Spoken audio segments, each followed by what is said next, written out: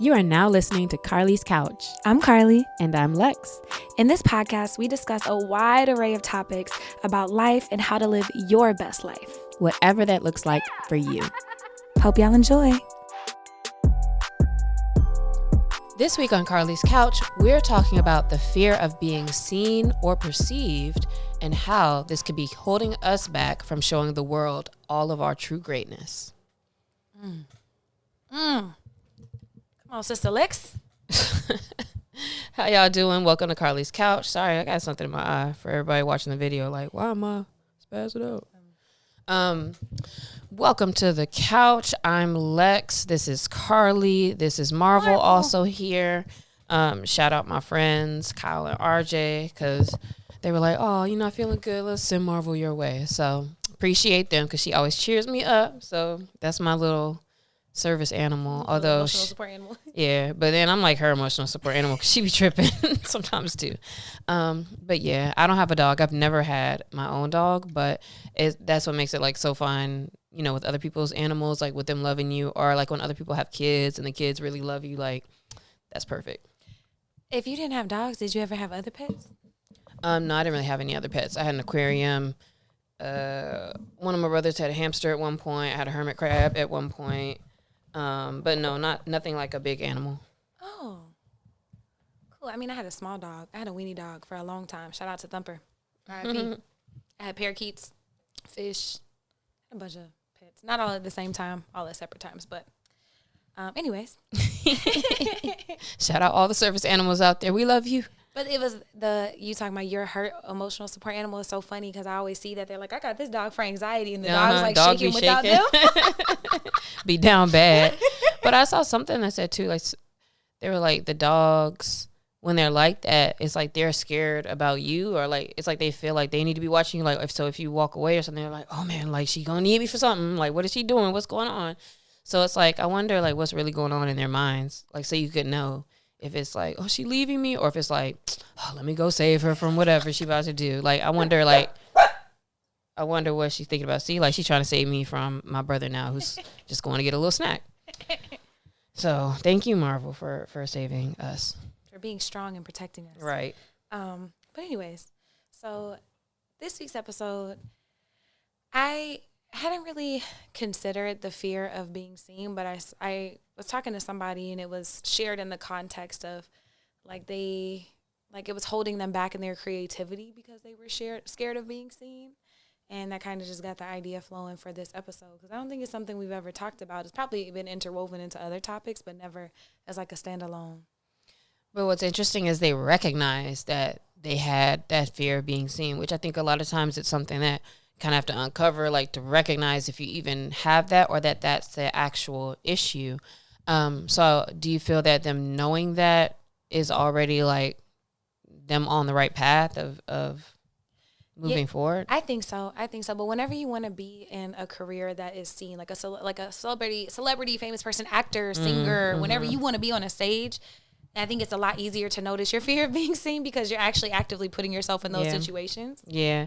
And that's what's interesting about it is because you can have a fear of being seen and feel exposed even if you want that visibility, or even if you say like you want to be popular or you want people to see you. And so it's still so interesting that it's something that you have to actively fight through. I have some friends that are in different spaces, clients in different spaces where they're seen by lots of folks, and like just even seeing firsthand like what it looks like to have like a large amount of followers online. And it's like the way people just talk as if like you're not even there or not a person, or say things, and it's just like why would you say that? It's just, you know, you're just open to more weirdness and just so much positive and negative, because both can take you down a different road. And so, yeah, it's a lot to put yourself out there when you know that now with social media and the way that tech is, there's so much more commentary and critique that you can be getting from anywhere. Yeah, that's super fair. And so you kind of already said it, but like a definition of fear of being seen is fear of being perceived, judged, or exposed, like even if you want to be visible, like my friend. And that is often rooted in shame, self-doubt, or fear of not being enough. maybe not being accepted. I think maybe for artists, like not maybe because a lot of my artist friends sometimes have that too. When I think about them sharing their work, like that being perceived by other people. Or it's like not, there's maybe truer emotions or another level of feelings and things that it's like, I don't even really want to say like the real stuff, in like my social media video or whatever. Like, let me just keep it up here or say the things, that people will be cool with. They don't need to know all the deep, secrets and stuff. And so, yeah, sometimes that leads us to putting out there an inauthentic version of ourselves or a version that we think people can digest or want to see. And then that leads to other like issues with alignment further down the road. So there are some signs that you may have this fear of being seen, perceived. One of them is a huge one, which I've had all the time. It's procrastinating on sharing your work or sharing ideas. I literally have like a case study that is like 4 years old now that's still in a draft mode for some reason. And actually it's in draft mode because good things keep happening. I'm like, I should just add that in there. And it's never been out. There's other projects and stuff that I've done, never finished it or never fully like developed it out into like putting it out in the world. So if you're procrastinating on things because they're not good enough for you, then that may be something that you have an issue with as well. I think that's a huge one. Another one is you'll notice yourself avoiding attention, even when opportunity arises. Yeah, I see people. It always makes me feel sad when I see it, and I know I've been there before too. It gets easier when you have more clarity and practice with it. But when you see people being asked about their work or their company or whatever, and it's like they don't really give a good oomph on like what it is, or they're kind of mumbling around or fumbling with it.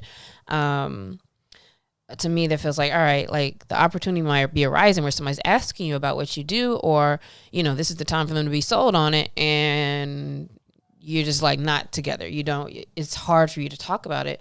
And it might be that you're not sold on it. You don't feel confident on it. You don't feel like it's good enough. And those things are holding you back. Whereas the truth of the matter may be that that thing that you're offering might have just been perfect for them. Yeah, but they won't know if you don't know and you never share it. And so that can keep you and other people from getting what they need.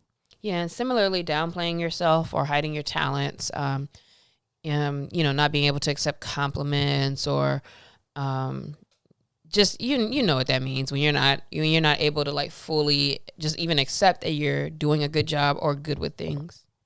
Yeah, we had a whole episode about being humble. So shirking off attention and downplaying yourself is not being humble. So don't do that. And then another one you'll notice is if you have a fear of posting, speaking up, and being vulnerable. I think that's a big thing we talk about. Like even with people who are close to you, like if they don't know you authentically, and those are people you say that are closest or that love you, like I think that's super important to learn how to get okay with sharing more of yourself with others. Like that opens you up to a whole other like world of deep connection and love and joy and peace whenever you're able to do those things. Yeah, and because a lot of folks also are afraid of connection and love and joy and peace, the fear of being seen is something that can also really be holding you back. If you're afraid to be seen, you can be blocking things that you say that you want because, why else would you have started a business? Like you want to be successful, and by being like, oh, we just do this, or, not having your stuff together, you are not putting yourself in position to be successful. So you may be blocking recognition, growth, connecting with other people.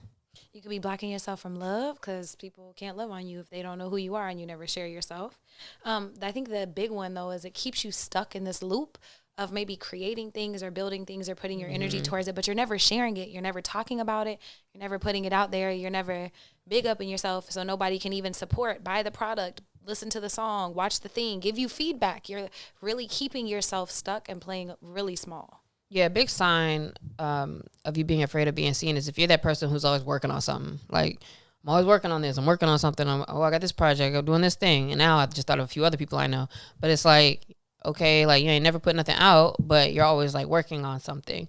And sometimes we also need things to be falling apart around you so you can have something to work on or something to do, in which case it's like you're always being reactive and never really like in the forefront of progress and pushing things forward as well.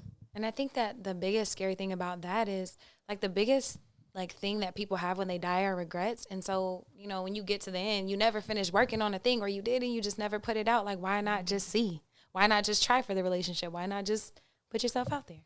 So, Carlie, is there any times in particular you can think of where you did not show up fully like you know you could have, and it impacted what happened?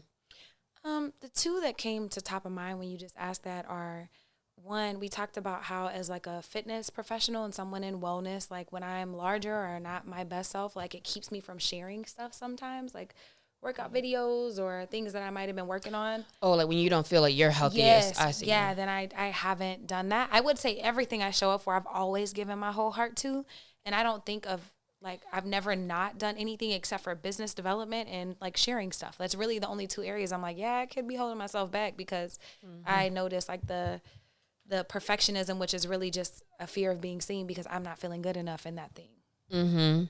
And mine, it will typically be like the information's not good enough. But also, I don't know, I wouldn't say it like good enough. It's just I always feel like people know things, and I always have to remind myself, like, people don't know stuff that seems like mad basic to me. They don't necessarily realize, and or that there is so much value people do get from sometimes basic things or the way you say a thing, right? Another thing that sometimes holds us back is feeling like, well, you know, there's a lot of people already saying the same type of thing or having the same message or with the same type of business or whatever, right? And yes, a lot of content now when we go online does seem like it's like the same types of stuff.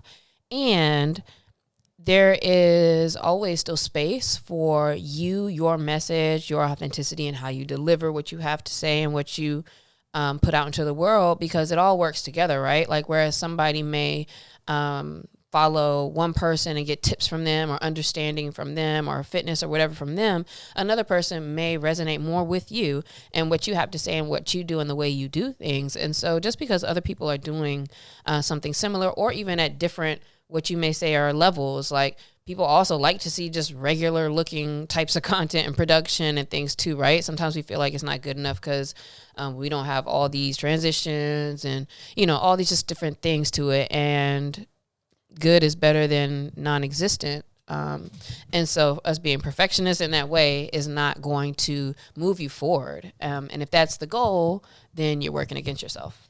And in a sense, for oversaturation, like, there's only one you. So your view, where you come from, is not out there already. And so you're doing yourself and the world a disservice by not putting it out there. So then where does this come from, this fear of being seen or being vulnerable? What could be some things that are attributive of this? I think what we were just talking about, so fear of perfection, like you are fearing not being good enough or not having stuff done or it not being perfect. Like, so when you finally do get your opportunity, like, you're not going to be ready. And so I think that just keeps a lot of people stuck. We also already mentioned social media. So seeing so many things that you can compare yourself against it makes it very difficult. And it makes it hard for us to feel like we're ready or that anything we have is good enough, because we see so many examples of it. Yep. Childhood, everything goes back to childhood, but thinking about, like, you know, people telling you need to be, well, not seen and not heard, but you know, maybe got in trouble for always showing up and being loud and talking. And so you now just have this fear because that's what you got ingrained into you. And so now it's just like how you live your life. Maybe you failed a really big test and got really embarrassed, or did a presentation in front of a school and got made fun of. And so now you don't want to do things. Yeah. Being ridiculed or judged in the past can keep you from ever wanting to put yourself out there again. And just also, like, if you're just afraid of being seen in the wrong way, like, you just don't want to be misunderstood. So, you know, that makes it difficult to be really real, because everybody may not even be looking to understand you as well. Like, it is tough because some people are looking, no matter what you're talking about and doing, they're looking to disagree or looking to kind of cut you down or whatever, right?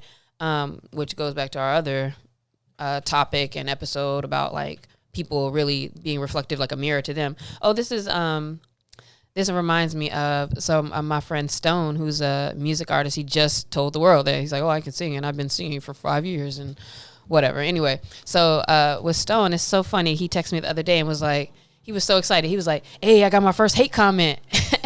And somebody he sent it to me. It was like somebody on one of his TikToks of him singing a song was like, "Don't quit your day job." And we were both. It was so funny. We were both like, "Hey, we up." He was like, "Man, this comment means more than all the other ones." That everybody being like, "Good job," and you quit your job to do this, and good job singing, and da da da da. And it's so funny because like when you. But he also does have a fear of being seen, and there's something about like when you're actually confident in yourself and you know like what you're doing. It's like we both were like, he basically just telling us he suck at singing. Like we immediately were just laughing because it was like, this is great. Like that's how you know you're starting to make when random people feel like they got to say something to bring you down.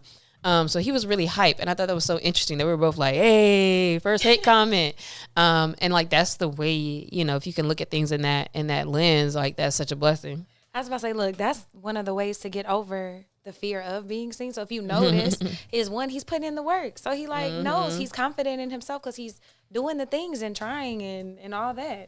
Right? He like, I know this guy's not doing nothing, so like that doesn't make you feel no kind of way. Okay, so now how can we start to get over these fears of being seen and perceived? Of course, you want to start very small. So practice showing up before you feel ready. And what are some small ways you could do that? You could, one is do the work. So for example, like you want to start sharing workouts for people. So maybe all right, hey, y'all, today here's a quick, and you could do a little story like, hey, I'm going to share this thing. And you just share small pieces of the things that you're actually working on and doing. Like starting to share small. Instead of like, you haven't done anything yet, and you're like, well, let me put this 5-piece series together that's going to transform your body in 20 days. And now you got to record all of it, do all of it, da-da-da-da-da. And that's the first thing you're trying to do. Then that may be setting yourself up if you're not if you do have a fear of being seen. So you could just start maybe posting your own workouts. Maybe start talking about why this is important to you, why you want to do it, who you want to help, like your own journey, like the little pieces of things about why things are important to you, or that, like, if that's who you are, right? If you're like, no, I just want to share the workouts, then that's fine too, but it has to start somewhere. And I would also venture to say, like, if you're trying to sell a workout program, maybe start sharing some free stuff first, seeing what people like, and then think about the program. Yeah. Another way to get over the fear of being seen that relates to that is to be yourself as much as possible in these small bites in a way where you actually like care about the audience and other people. So like if you're giving to them or if you're asking them questions and really trying to learn and listen, it makes you feel like less of a taker with what you're doing. And it's more about like, all right, I really want to give, or like, if you were getting on a stage to speak somewhere, like you wouldn't be scared if you knew you were about to tell everybody in the audience, like, I got $10 million for every person in here. Like you'd be hype. And so it's like sometimes the reason like we're scared of being seen is because we feel like we're asking the people for something. We're going to take something from them. So also you could shift that mindset to like see how you are giving and make sure that you honestly are being accountable and being like a true giver in what you are doing. I love that. So starting small, checking in with your why and thinking about the value you're adding to other people. Letting go of perfection is a huge one. People really connect with authenticity, not perfect. Correct. Also make sure you're anchored in purpose. When you're very clear on your why, the fears dim quite a bit. And that goes back to what we were saying about Stone. Like he was so confident that it's like, and he knows why he's doing this, that he knows he's been putting in the work. And so I'm not as afraid because I'm not being dimmed. I think the biggest, so you're shifting your perspective, you're anchoring in your purpose and figuring out why you want to do a thing, but then making the goal not other people to like you, but making the goal putting out what's true to you. If you make a goal to be authentic, to work in your why, and maybe starting off with a goal like I'm going to do one small video a week or a month, like whatever your thing is, like anchoring in your why, shifting the goal to you doing a thing, which is something you can control. Are we talking about ways to get over this? Okay, good. Because I was like, I don't even know if that's where we're at still. But, another way to get over fear of being seen is also to involve other people into what you're doing and / investing into what you're doing. So if if you have somebody else who is helping project manage with the thing with you, if you have a team, if somebody is like video recording it for you or helping you edit, like sometimes it's helpful to bring other people in, and especially to pay other people to be part of it, because now it's like you kind of owe it, to the group and to everybody to get their parts done and to help you get something done. And when you're investing what you can into something, then you're also, it's like you're it's not as easy to like just put it down. You can still put it down, and I have put it down, but it's not as easy to like just kind of like throw something away or not use it or not do it, because you're investing your resources and you're having other people who are helping you be accountable and helping to invest in it as well. Yeah, and then also, and I think that's super important. And in the same vein, thinking about maybe having an expert help you with something, like someone that who's good at it, asking them questions about moving forward. But make sure you don't get stuck in then just like talking about things instead of doing them. Like that's not actually being seen. But I think that might help give you more confidence if you're feeling really unconfident about stuff. Mm-hmm. So here are some things, couchers, that you can try this week. Try posting or sharing something that may be a little bit more vulnerable, something you're working on, how you're feeling about things, what you have coming, maybe shy away from what you have coming up, but what you're actually doing. Yeah, that's important. Next one is actually one of my friends is doing this because he's working on being a more magnetic person and just being more personable. Mm-hmm. And so practicing eye contact with people whenever you're speaking to them, or even like when you see them, maybe giving them a little head nod instead of shirking away or doing the little straight line smirk with your face. And then practice speaking up, like maybe saying hello to people, maybe mm-hmm. asking them how they're doing, or speaking up in a work meeting if you don't typically do that, maybe asking a question in class, just practicing being okay in these different settings. Mm-hmm. And then a couple of journal prompts you can try as well this week are, where am I hiding? And 2, what do I believe will happen if I'm truly seen?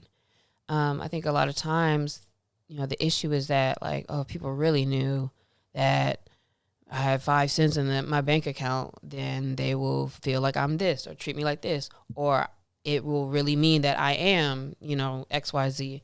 If people see this thing, then they're gonna think I don't know what I'm talking about. Like, what is it that you're really afraid of? Because those are the things now we have to build up the confidence or knowledge or whatever with ourselves.